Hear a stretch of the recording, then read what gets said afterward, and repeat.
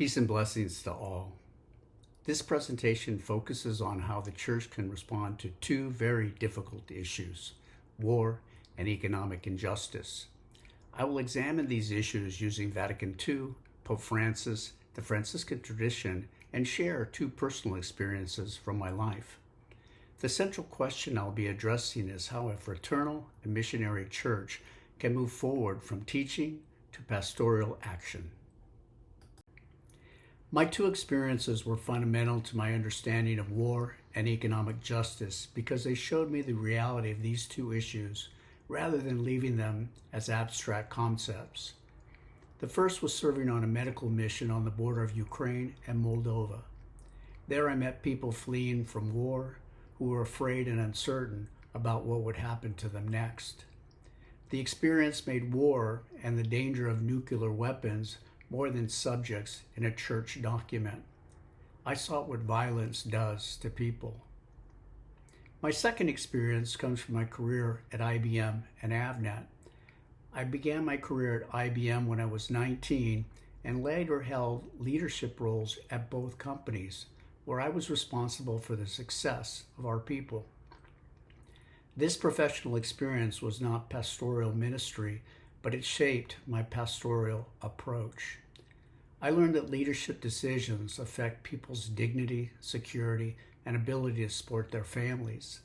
These two topics and experiences led me to ask how the church should respond to the difficult issues of war and economic injustice. The mission of the Council of Vatican II was to renew the Church's understanding of its relationship with the modern world. Gaudium et Spes calls the Church to share the joys, hopes, griefs, and anxieties of humanity and to respond to the signs of the time. Lumen Gentium presents the Church as the people of God, with all the baptized sharing dignity and responsibility for its mission. Pope Francis puts these teachings into pastoral action in Evangelii Gaudium by calling the Church to go forth, accompany people, and serve those on the margins. Vatican II, Pope Francis, and the Franciscan tradition offer guidance on war and economic injustice. For me, being fraternal begins with recognizing the dignity and value of every person. Missionary means we cannot stand still, but must go out and serve those in need. I experienced the need for both while helping Ukrainian refugees and while leading people at IBM and Avnet. That is why my two pastoral solutions are refugee compassionate care and people-centered leadership. As we begin our discussion of war, let's understand the Church's response by examining Vatican II's teaching in Gaudium et Spes. It states that the absence of war or a balance of power is not a just peace. True peace is an enterprise of justice with an emphasis on human dignity, freedom, and love. Although war can occur, the Council recognizes a government's legitimate right to defend itself after peaceful means have failed, but it also insists on strict limits on war. The focus is on the protection of civilians, and it condemns any actions intended to destroy cities or large populations. In 1983, in the pastoral letter, The Challenge of Peace, this teaching continued. The U.S. bishops affirmed a nation's right and duty to defend itself against unjust aggression. They also required moral judgment both before and during a war. Joseph E. Capizzi, in his article Just War and Judgment in Fratelli Tutti, explains that Pope Francis remains within this tradition. Defense may be legitimate, but force must be restrained and directed towards restoring peace. Nuclear weapons make this moral judgment even more difficult. In 1983, the U.S. bishops conditionally accepted nuclear deterrence only as a temporary step towards disarmament. They did not see it as a permanent foundation for peace. Pope Francis has taken a stronger position by condemning both the use and possession of nuclear weapons. Archbishop Webster explains that nuclear weapons create fear and a false sense of security. Their cost also takes resources away from urgent human needs. In his article, Reading the Signs of the Time, Just War Statecraft and the Immorality of Nuclear Weapons, Christian Nicholas Braun traces this development but raises a practical concern. Following Russia's invasion of Ukraine and its nuclear threats, he questioned whether one nation can responsibly abandon deterrence on its own. Braun is offering scholarly analysis with his recommendations, but his position is not official church teaching. Yet he and Pope Francis share the goal of preventing nuclear war and eventually eliminating nuclear weapons. The different approaches show how difficult it can be to apply a moral idea in a dangerous world. I remember my family hearing news reports that Russia might use tactical nuclear weapons. Those reports caused them to fear for my safety while I was serving near the border.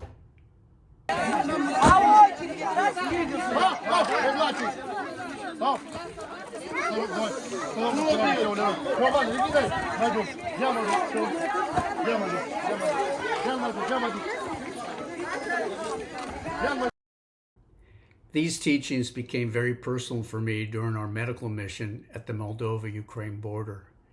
Ukraine had the authority and a just cause to defend itself against invasion. Capizzi explains that Pope Francis considered Ukraine's defense against the invasion morally justified and consistent with the just war tradition. However, what I witnessed was not a theory. As I mentioned before, refugees arrived with what they could carry in one suitcase, unsure whether they would ever return home. Most were women, children, and the elderly, and included the sick.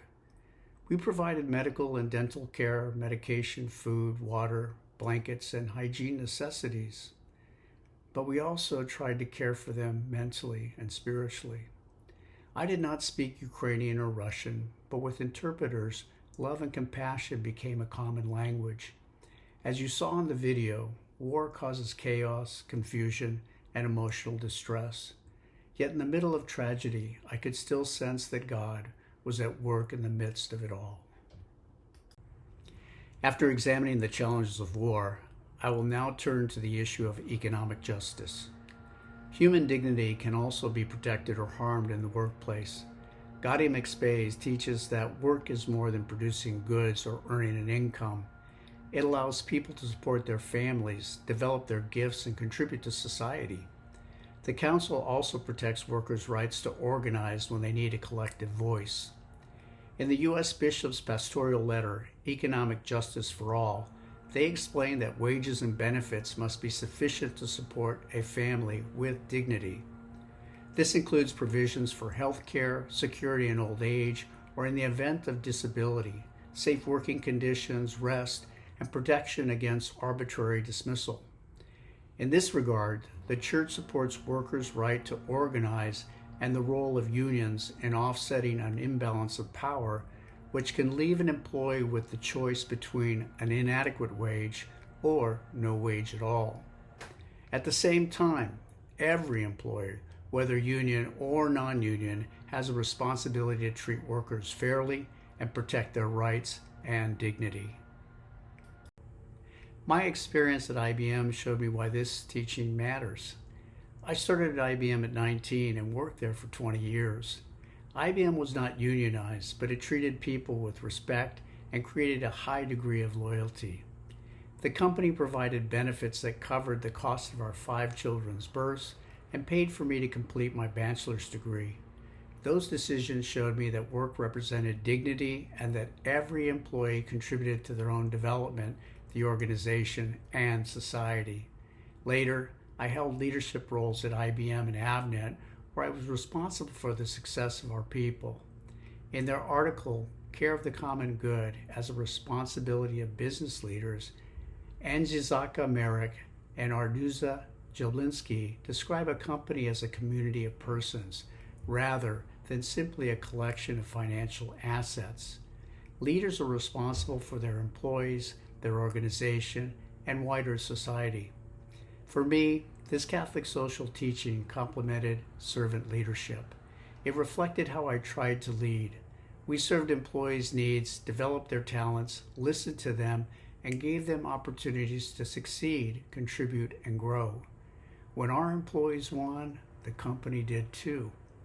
For example, we created a quarterly profit sharing program for employees so they benefited when the company achieved its objectives. Our division ranked among the top 2 in profit contribution within our global organization for over a decade, thanks to the efforts of our employees. This is what I mean by people-centered leadership. Even though the work was in the secular world of profit, cost, market share, and shareholder return, the love of God and neighbor was the center of my actions. With the 2 issues now established, I will turn to the first Franciscan characteristic, fraternal. Pope Francis begins Fratelli Tutti by recalling St. Francis's way of seeing other people as brothers and sisters. Fraternity is more than being friendly. It changes how we understand our relationship and responsibilities towards others. Keenan B. Osborne, the author of The Theology of the Church for the Third Millennium, a Franciscan approach, explains that Franciscan ecclesiology is relational because God's love moves outward towards others. Every person must be received as a whole person, including their culture and faith. St. Francis's, the early rule, puts this into practice. Francis tells the brothers to treat others humbly and calls leaders to serve rather than act as masters. A fraternal church sees the refugee, employee, stranger, and even an enemy as a brother or sister whose dignity does not depend on usefulness or agreement. The fraternal characteristic made me rethink both experiences in light of St. Francis's actions. As refugees were pouring across the Moldova-Ukraine border, I could not see them as objects or statistics. They were real people. They were my brothers and sisters who needed someone to listen to them, accompany them, and care for their immediate needs. We could not end the war, but we could recognize their dignity and refuse to abandon them during this critical time in their lives. This same principle applies in the workplace too. An employee is not simply a cost, a resource, or a means of production. Osborne explains that leadership should follow Jesus as a servant leader. And John J. Burkhart, in his chapter Being a Person in the Church, connects Franciscan authority with service, participation, and the dignity of the person. Fraternity does not remove the need for business goals. It changes how those goals are achieved.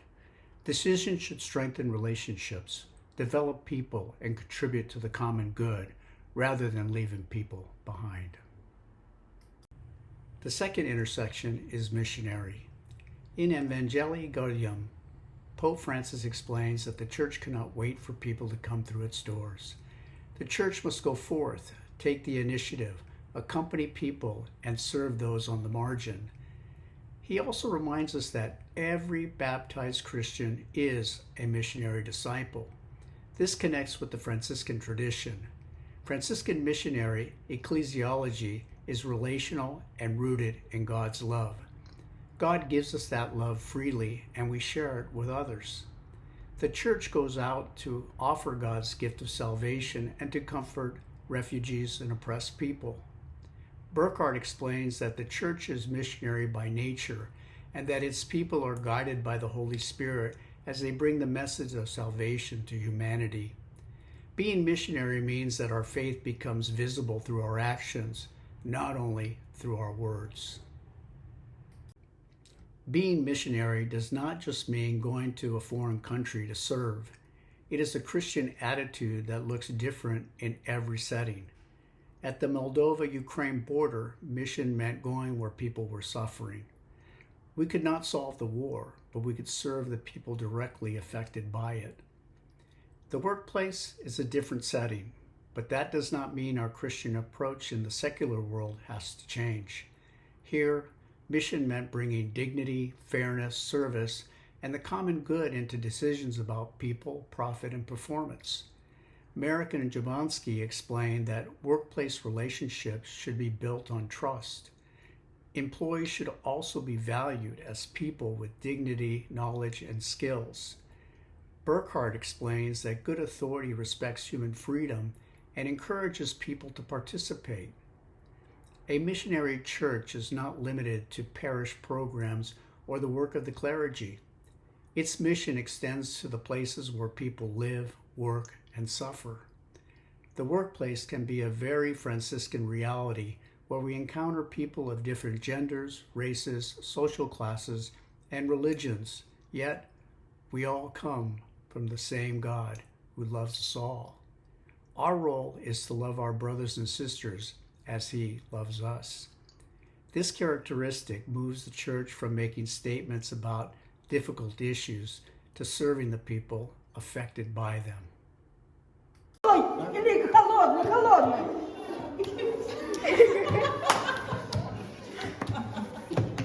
Согрелись. Yes, yes. Let me bring these teachings together in my first pastoral solution, Refugee Compassionate Care. During our medical mission, compassionate care was not a single activity. It included addressing the refugees' physical, mental, and spiritual needs. It started by meeting people when they arrived, welcoming them, listening to them, and responding to what they needed in that moment. Sometimes it meant medical attention, food, or water. At other times it meant prayer, compassion, silence, or simply staying with someone who was frightened and uncertain about the future. As you saw in the video, a hug and laughter went a long way towards brightening the spirits of those searching for answers, and ultimately, we found each other in Christ. Most churches cannot end a war, but they can help those affected by it. A parish or diocese could prepare teams to assist refugees upon their arrival in a new community. Volunteers could help families obtain food, medical care, housing, transportation, and other necessities. When language is a barrier, interpreters can help refugees express their needs and understand the assistance available to them. This solution reflects the call of Gaudium et Spes to share humanity's grief and anxieties. Still, the teachings must be put into practice by being present with people who are suffering. It is missionary because the church goes out to people in need rather than waiting for them to come to her. It is also fraternal because refugees are received as brothers and sisters rather than treated as strangers or statistics. Refugee compassionate care cannot undo what war has taken from people, but it can help restore dignity, trust, and hope. My second pastoral solution is people-centered leadership. My experience taught me that decisions about wages, benefits, developments, and employment affect more than a company's bottom line. They affect people's lives and their ability to care for their families. A leader cannot always avoid difficult decisions, but those decisions should never ignore the dignity of the people involved. I once thought the human element was the differentiator, but I was overlooking each person's individuality and the gifts God gave each of us. As I mentioned, people-centered leadership begins by listening to our employees and recognizing what each person can contribute. I believe it's a leader's responsibility to develop their talents, provide opportunities to grow, share success when possible, and treat people fairly during difficult times. The profit-sharing program I described earlier is one example. Employees contributed to the company's success and they shared in the results. Another example is that we created events that included our employees' families, such as barbecues, passes to SeaWorld, or an educational event for kids. The workplace can learn from the church how to foster community and solidarity for the common good, including employees' families. The church also has a pastoral role in the workplace. Parishes and dioceses can help form and support business leaders, employees, and others who make decisions that affect workers.